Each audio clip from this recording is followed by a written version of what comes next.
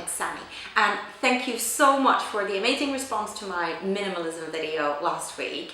I know that there's a lot of comments and I've been traveling, so I haven't had a chance to answer them all, but I promise you I will. I am going to be traveling this week as well, but I will get around to it, and because of their amazing response, I will definitely be making more minimalism videos for sure. Now, this book review video kind of ties in with that. It kind of ties in with that, and it kind of ties in with consumerism and makeup. And these are all things that I have become more and more aware of in the last year. So the book I'm talking about is No More Dirty Looks. It is written by Siobhan O'Connor and Alexandra Spunt. I think you say it's Spunt. I'm sorry, Alexandra, if it's the wrong way.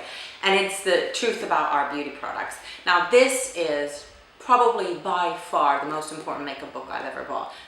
I have a lot of makeup books. I did a video about some of the books I love about a year ago, but they're all more or less talking about the technique and history and things like that, whereas this actually talks about what it is that we are putting in. It's not just about makeup, it's also like cosmetics and hair products and stuff, but it is about what we're putting in our face, like on our faces, in our bodies to a certain degree. We're eating lipstick, lip gloss, stuff like that, on our scalp, on our skin, on our body.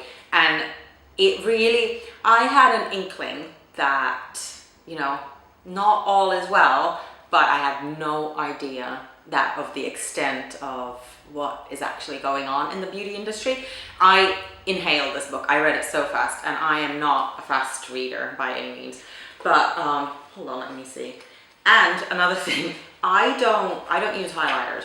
I don't do this. And with this book, there were so many bits like that I really, really want to reference and go back to. And so I, you know, ended up being like with a little highlighter in my little commuter train. But this book is so important. Now, I'm vegetarian, used to be vegan. Most of the time I'm still vegan, and I do try and buy products that are vegan, but it doesn't really end there. And this book really exposes all the very harmful chemicals. I started researching it a little bit last year, and then I got into Armis Beauty, and that made me research it more. And then Rosemary Swift, the founder of Armis Beauty, really recommends this book as well. So I thought I best read it. And oh my gosh, the stuff that's in our makeup is scary. Like, it really is. The amount of illnesses, I can't even tell you how many illnesses we're going to get from all of this. Now, I have to say that before I get into any more detail, I'm not going to go crazy and throw away everything I have. Let's just put that out there. This book does recommend a lot of products, and they have a website with way more product recommendations, so I'll link it here as well.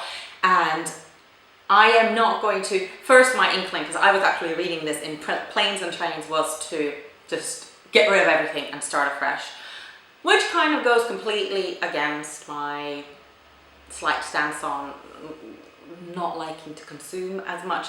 So I made a conscious decision to use up the products that I have and start replacing them with safer products.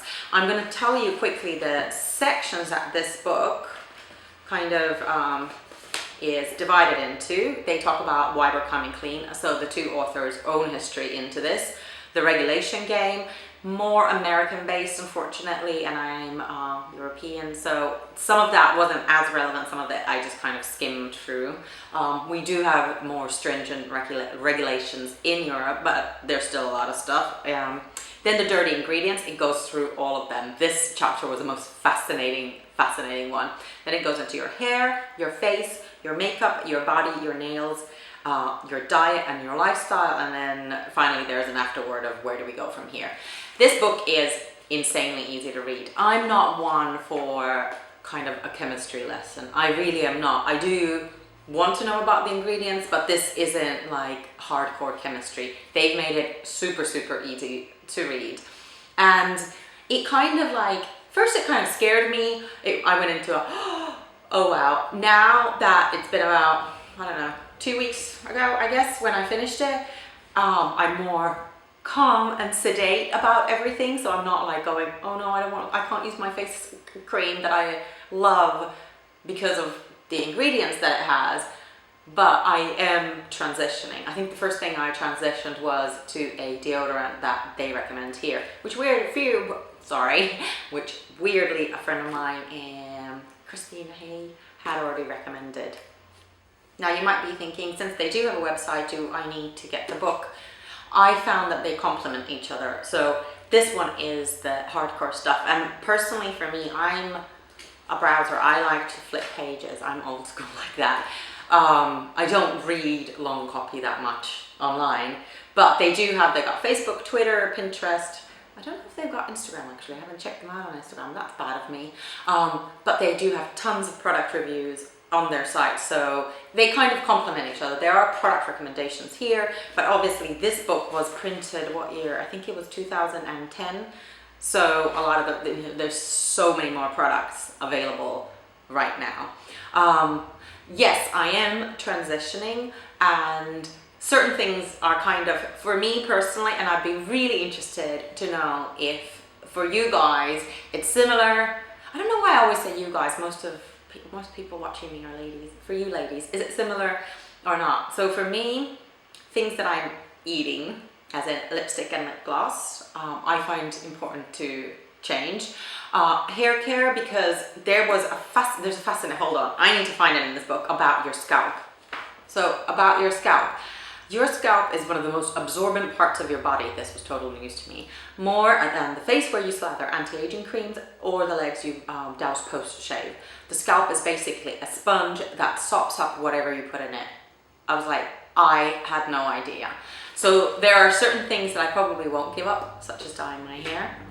But the stuff that I do every single day, like shampoo, conditioner, styling products, stuff like that, that is consistent, I am going to change.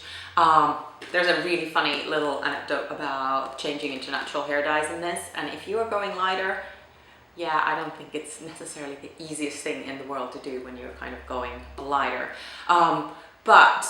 So there are things that I really want to change. I want to change my face creams, all of them. I've got a wonderful serum that I just ran out of by Estelle and Tilde, and that's all organic and wonderful. But also face creams I'm going to use up and change into natural. I was playing around with the Aurelia skincare range last year, which is amazing, and kind of no nasties. Unfortunately, the day cream didn't really suit me, so I'm on the lookout for another one. So if you know of any, please tell me. So there are things, so everything that sits on the body, so like creams, body creams, face creams, stuff you eat like lipstick, hair products that you use every day, that kind of stuff I want to change first. Body wash, I'm not as fussed about, because it's on your body really momentarily and then you rinse it off. So I'm kind of prioritizing things, and I would be so interested to find out what you how you prioritize things, and if you are in a similar journey. But really, like, having worked in the advertising world, and I actually did a lot of advertising work for Unilever that have Dove and Sunsilk, you know, products that are not necessarily the most ethically based. I know what advertisers do. I know how that game works, and I know how things are messaged. And yet, I mean, I get caught up in it all the time as well. So I really want to, oh God, this is gonna sound like evangelical. I really want to be part of spreading the word, I guess. There are so many amazing brands that we have at our disposal now, like even more so than when this book was written. So really, like, go to their site, other sites as well. It's incredible because the variety's there. I think the reason why we don't know about a lot of these, I mean, we do hear about them on YouTube, is kind of advertising.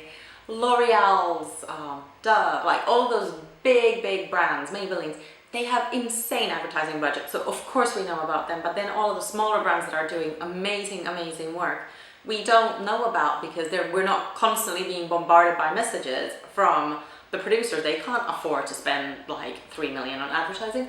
So for me, books like this are really important. If you've got more books that you think I should read, and I can share my opinions with you guys, I did it again with you ladies. It's a figure of speech. It's just what I'm used to saying. Anyways, let me know, and let me know if you've kind of started transitioning from more harmful makeup to a more planet and face and body and health friendly lifestyle. So thank you so much for watching, and I am going to see you again next week. Bye.